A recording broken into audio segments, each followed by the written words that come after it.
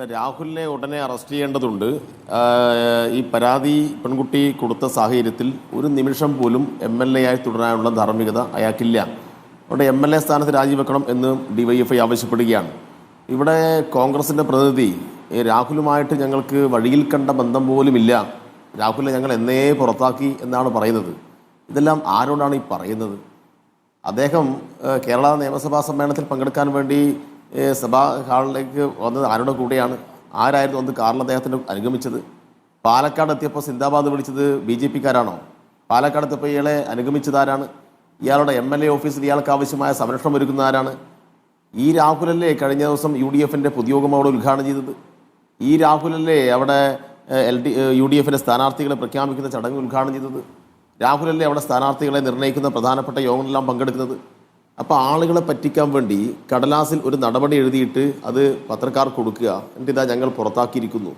പ്രതിസന്ധി കൂടുതൽ വരുന്ന സന്ദർഭത്തിൽ അയ്യോ ഞങ്ങൾ പണ്ടേ പുറത്താക്കിയതാണ് എന്ന് പറയുക, എന്നിട്ട് എല്ലാ പിന്തുണയും കൊടുത്ത് അയാളെ എല്ലാ തരത്തിലും സംരക്ഷിക്കുന്ന നിലപാട് സ്വീകരിക്കുക. അടൂർ പ്രകാശ് കേരളത്തിലെ ചെറിയ നേതാവാണോ UDF-നെ സംബന്ധിച്ചിടത്തോളം? UDF-ൻ്റെ കൺവീനറാണ് അടൂർ പ്രകാശ്. ആ അടൂർ പ്രകാശ് നേരത്തെയും ഇയാൾക്ക് വേണ്ടി രംഗത്ത് വന്നു. നേരത്തെ എന്താ പറഞ്ഞത്? ഈ വന്ന ശബ്ദ സന്ദേശങ്ങളും വന്ന ഈ ചിത്രങ്ങളുമെല്ലാം AI നിർമ്മിതിയാണെന്നാണ് പറഞ്ഞത്. അടൂർ പ്രകാശിന് എവിടെ നിന്നാണ് AI കുറിച്ച് മനസ്സിലായിട്ടുള്ളത്? അങ്ങനെ ഏതെങ്കിലും വിദഗ്ധർ പറഞ്ഞിട്ടുണ്ടോ? അങ്ങനെയാണെങ്കിൽ അടൂർ പ്രകാശ് പറയണം, ഇത് ഇന്ന സ്ഥലത്ത് നിർമ്മിച്ചതാണ്, ഇത് സംബന്ധിച്ച് കൂടുതൽ അന്വേഷണം വേണ്ടതുണ്ട് എന്ന് പാർട്ടിക്ക് താല്പര്യമുണ്ടെങ്കിൽ അത് ആ കാര്യങ്ങൾ പറയണ്ടേ? അതായത് ഈ പ്രതിയായിട്ടുള്ള കക്ഷി ഈ രാഹുൽ തന്നെ ഇതുവരെ അദ്ദേഹത്തിൻ്റെ ആ ശബ്ദ സംഭാഷണം നിഷേധിച്ചിട്ടില്ല. മറ്റ് ഒരു പുറത്തു വന്ന ഒരു തെളിവ് സംബന്ധിച്ചും ഇത് എൻ്റേതല്ലെന്നും ഈ തെളിവ് എനിക്കെതിരായിട്ട് വ്യാജമായി ഉണ്ടാക്കിയതാണെന്നും ഇത് പ്രസിദ്ധപ്പെടുത്തിയിട്ടുള്ള ആളുകളുടെ നേരെ നിയമ നടപടി സ്വീകരിക്കുമെന്ന് ഇതുവരെ പറഞ്ഞിട്ടില്ല. എത്ര കാലമായി ഈ കാര്യങ്ങളെല്ലാം കേരളത്തിൻ്റെ പൊതുമണ്ഡലത്തിൽ കറങ്ങിക്കളിക്കുന്നു. പക്ഷെ ഇതുവരെ ഈ രാഹുൽ മാങ്കൂട്ടം പോലും പറയാത്ത കാര്യങ്ങൾ AI നിർമ്മിതിയാണ് എന്ന് മുൻകൂട്ടി പറഞ്ഞ് രാഹുലിനെ സംരക്ഷിക്കാൻ വേണ്ടിയിട്ട് രംഗത്ത് വന്നത് ചെറിയ നേതാവല്ല, ഒരു ജനപ്രതിനിധിയാണ്. പോരാത്തിന് UDF-ൻ്റെ കൺവീനർ കൂടിയാണ്. അദ്ദേഹം ഇന്നും പറയുന്നു ഇത് ഒരു രാഷ്ട്രീയ വേട്ടയാണ് എന്ന ഒരു ടാഗ്ലൈൻ ഉണ്ടാക്കിയിട്ട് ഈ ചർച്ചയെ മുഴുവൻ അങ്ങോട്ട് കൊണ്ടുപോകാൻ ശ്രമിക്കുകയാണ്. അപ്പോൾ കോൺഗ്രസ്സിലെ ഒരു പറ്റം നിര ഇയാൾക്ക് അനുകൂലമായ നിലപാട് സ്വീകരിക്കുന്നു. മിനിഞ്ഞാന്നാണ് K. സുധാകരൻ ഇന്നലെ ഉൾപ്പെടെ ശക്തമായി ഇയാൾക്ക് വേണ്ടി രംഗത്ത് വന്നല്ലോ. സുധാകരൻ കോൺഗ്രസിൻ്റെ ചെറിയ നേതാവാണോ? ഇവർ പറയുന്നത് ഞങ്ങളുടെ കളക്റ്റീവ് ലീഡർഷിപ്പാണെന്നാണ് പറയുന്നത്. ഈ കളക്റ്റീവ് ലീഡർഷിപ്പിൽ പെടുന്നതല്ലേ സുധാകരൻ? ഈ കളക്റ്റീവ് ലീഡർഷിപ്പിൽ അടൂർ പ്രകാശ് പെടുന്നില്ലേ? അപ്പോൾ ഇവരെല്ലാം ഇല്ലാത്ത ഒരു നേതൃത്വ നിര വേറെയുണ്ടോ? വേറെ ഉണ്ടെന്നാണ് ഇപ്പോൾ മനസ്സിലാക്കുന്നത്. ആ CPM-നെ പറ്റി വരുന്ന ഒരു വിമർശനം CPM-മായി ബന്ധപ്പെട്ട് നിൽക്കുന്നവർക്കെതിരെ കേസ് വരുമ്പോൾ CPM എടുക്കുന്ന നിലപാടിനെ കുറിച്ചാണ്. ഏറ്റവും ഒടുവിൽ ഇപ്പോൾ ശബരിമല സ്വർണ്ണക്കൊള്ളയിൽ പത്മകുമാറുമായി ബന്ധപ്പെട്ട് നിങ്ങൾ എടുത്തിരിക്കുന്ന നിലപാട് എന്നുള്ളത് പത്മകുമാർ കുറ്റാരോപിതൻ മാത്രമാണ്. അത് കുറ്റം തെളിയട്ടെ, കുറ്റപത്രം കോടതിയിൽ എത്തട്ടെ, കോടതി തീരുമാനമെടുക്കട്ടെ എന്ന രൂപത്തിൽ അതിനെ കുറ്റാരോപിതൻ എന്ന വാക്കിലാണ് അദ്ദേഹത്തെ വിശേഷിപ്പിക്കുന്നത്.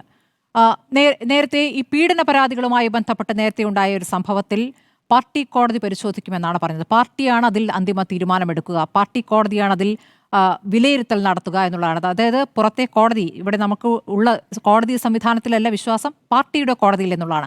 ഇത് നിങ്ങൾക്കെതിരെ തുടരെ വരുന്ന ഒരു വിമർശനമാണ്. അതിനു കൂടി മറുപടി സനോജ്. ആര് പറഞ്ഞു സ്മൃതി? അല്ല, പാർട്ടി കോടതി തീരുമാനിക്കുമെന്ന് ആരാ പറഞ്ഞത്? സ്മൃതി പറഞ്ഞത് കാര്യം പാർട്ടി പറഞ്ഞു എന്ന് പറയാണോ? സ്മൃതിക്ക് കിടന്ന് ഈ പാർട്ടി കോടതി കിട്ടിയത് നമ്മൾ എത്ര കാലം ചർച്ച ചെയ്തു? സ്മൃതി പറയുന്നു പാർട്ടി കോടതി എന്ന്. പാർട്ടി അങ്ങനെ അവിടെ പറഞ്ഞിട്ടില്ല പാർട്ടി കോടതി പരിശോധിക്കുന്നു. അങ്ങനെ പറഞ്ഞ ഒരു നേതാവ് ഇന്ന് ജീവിച്ചിരിപ്പില്ല. അതൊരു പ്രതികരണം തന്നെയായിരുന്നു. അങ്ങേക്ക് ഓർമ്മയുണ്ടാവില്ലായിരിക്കും. ആര് പറഞ്ഞു? പാർട്ടി കോടതി പറഞ്ഞോ? പാർട്ടി കോടതിയിൽ തീരുമാനിക്കും ജോസഫൈൻ പറഞ്ഞതാണ്. അവരിപ്പോൾ ജീവിച്ചിരിപ്പില്ല. നിങ്ങളിപ്പോ നിങ്ങളുടെ സംഭാഷണത്തിൽ നിങ്ങൾ എന്താ പറഞ്ഞത്? പാർട്ടി കോടതി പറഞ്ഞത് എന്താണ് നിങ്ങൾ ഈ പറയുന്നത്? ഞാൻ പറഞ്ഞത് നേതാക്കളുടെ പ്രതികരണമാണ് സനോജ്. അതായത് പാർട്ടി കോടതിയാണ് അത് തീരുമാനിക്കുക. പാർട്ടിയിൽ വന്ന പറയട്ടെ പാർട്ടിയിൽ വരുന്ന നിരവധി പരാതികൾ ഉണ്ടാവാം. ആ പരാതികളിൽ പാർട്ടി കമ്മിറ്റിയാണ് കാര്യങ്ങൾ ആലോചിക്കുന്നത്. പാർട്ടിക്ക് മുമ്പിൽ ഇങ്ങനെ ഒരു പരാതി വന്നു ഒന്നും പാർട്ടി കോടതി പരിശോധിക്കുന്നു എവിടെയും പറഞ്ഞിട്ടില്ല. ഇതൊക്കെ നിങ്ങൾ നടത്തുന്ന ചില ലൈംഗികാരോപണം കേസ് വരികയാണെങ്കിൽ അത് പാർട്ടിയാണോ പരിശോധിക്കേണ്ടത്, നേരെ അത് പോലീസിന് കൈമാറണ്ടേ എന്നുള്ളതാണ് അതിൽ വന്നിരിക്കുന്ന ഒരു വിമർശനം. അങ്ങേക്ക് മറുപടി പറയാമെങ്കിൽ പറയാം, അല്ലെങ്കിൽ നമുക്ക് ഈ വിഷയത്തിലേക്ക് തന്നെ വരാം. കാരണം നിങ്ങൾ ഈ വിഷയം ശക്തമായി ഏറ്റെടുത്ത് സമരം നടത്തുമ്പോൾ നിങ്ങൾക്കെതിരെ വരുന്ന വിമർശനമാണ്. പാർട്ടിക്ക് മുമ്പിൽ അങ്ങനെ ഒരു ആരോപണം വന്നിട്ടില്ല. പാർട്ടിക്ക് അല്ല, നിങ്ങളിപ്പോൾ ഈ വിഷയം നിങ്ങൾ ഇന്നത്തെ ദിവസം നിങ്ങൾക്ക് എന്താണ് ഇപ്പോൾ ഉദ്ദേശിക്കുന്നത്? CPM-ഉം രാഹുൽ മാങ്കൂട്ടത്തിൻ്റെ വിഷയം ഒരുപോലെയാണെന്ന് വിലയിരുത്താൻ വേണ്ടിയിട്ടാണോ? നിങ്ങൾ മനസ്സിലാക്കേണ്ടത്, ഇതുപോലെയൊരു സംഭവം കേരളത്തിൻ്റെ രാഷ്ട്രീയ ചരിത്രത്തിൽ ഇതിനു മുന്നുണ്ടായിട്ടുണ്ടോ? നേരത്തെ പല MLA-മാരുടെ കാര്യത്തിനകത്ത് ഇങ്ങനെയുള്ള വിഷയങ്ങളുണ്ടായി. അത് ഇടതുപക്ഷത്തിൽ മാത്രമല്ലല്ലോ. എൽദോസ് കുന്നപ്പള്ളി ആരാണ്? ഇപ്പോൾ ഈ വിൻസെൻ്റ് ആരാണ്? വിൻസെൻ്റ് ജയിലിൽ കിടന്നിട്ടില്ലേ? അപ്പോൾ അതെല്ലാം സംബന്ധിക്കുന്ന കാര്യങ്ങളിൽ അപ്പോൾ അഭിപ്രായം പറഞ്ഞിട്ടുണ്ട്. പക്ഷേ ആ സംഭവത്തോട് സമീകരിക്കാൻ കഴിയുന്ന ഒരു കാര്യമേ അല്ല ഇവിടെ വന്നിട്ടുള്ളത്.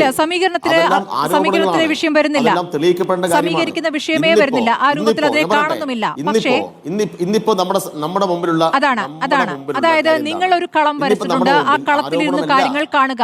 ഇത് നടാടെ സംഭവിച്ച കേരളം ഞെട്ടിയ സ്വർണ്ണക്കൊള്ളയുമായി ബന്ധപ്പെട്ട വിഷയവും ആ തരത്തിൽ കേരളം ഞെട്ടിയ വിഷയമാണ്. അതിലെ പ്രതി പാർട്ടിയുടെ നേതാവാകുമ്പോൾ കുറ്റാരോപിതനാവുന്നത്.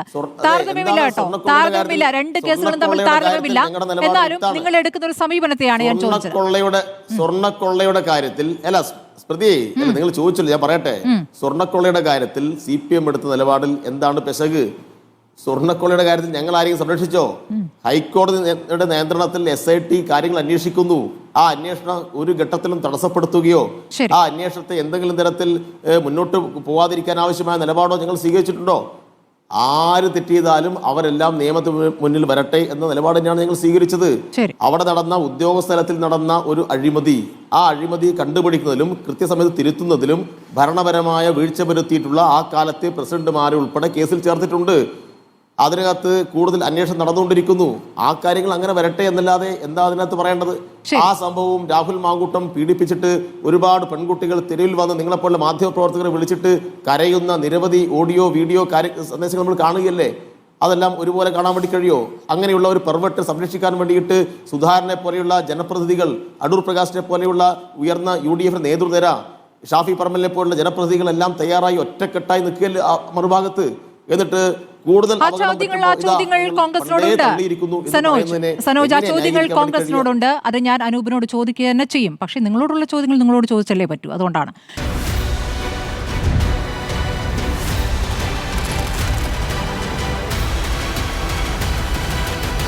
ഡിബേറ്റ് വിത്ത് സ്മൃതി പരുത്തിക്കാട്.